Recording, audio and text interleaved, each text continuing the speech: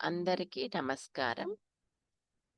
ఈరోజు మనం చెప్పుకోబోయే కథ ఇతరులకు పంచి ఇవ్వడం. అనగనగా ఒక ఊరిలో పల్లవి అనే ఒక చిన్న పాప ఉండేది. ఆ పాప నర్సరీ చదువుతూ ఉండేది. ఆ పాప యొక్క తల్లిదండ్రులు చిన్న జాబ్ చేసుకుంటూ ఉండేవారు.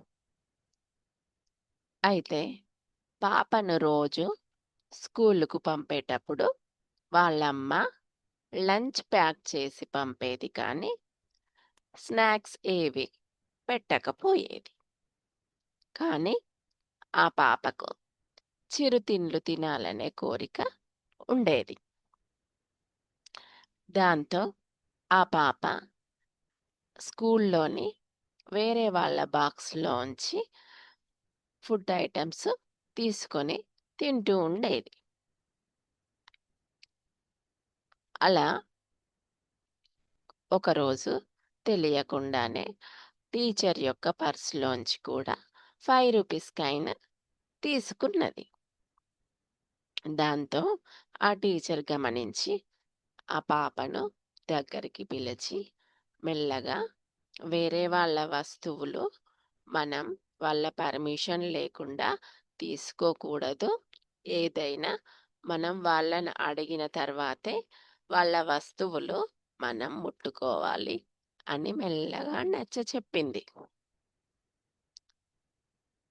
మళ్ళీ నీకేదైనా అవసరం ఉంటే నన్నడుగు, నేను ఇస్తాను అని చెప్పింది. దాంతో ఆ పాప సంతోషించింది.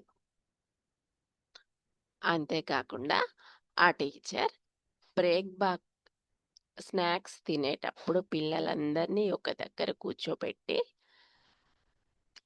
స్నాక్స్ తెచ్చుకొని వాళ్ళందరికీ తెచ్చుకున్న వాళ్ళ దగ్గర నుంచి కొంచెం కొంచెం పంచి ఇవ్వమని చెప్పింది. దాంతో ఆ పిల్లలు బ్రేక్‌లో స్నాక్స్ ఐటెమ్స్ తింటూ ఎంజాయ్ చేసేవారు. ఈ కథ ద్వారా మనం తెలుసుకోవలసిన నీతి ఏమిటంటే, మనం ఏదైనా మన దగ్గర ఉన్నప్పుడు ఇతరులకు పంచి ఇచ్చి తినాలి. Thank you one and all.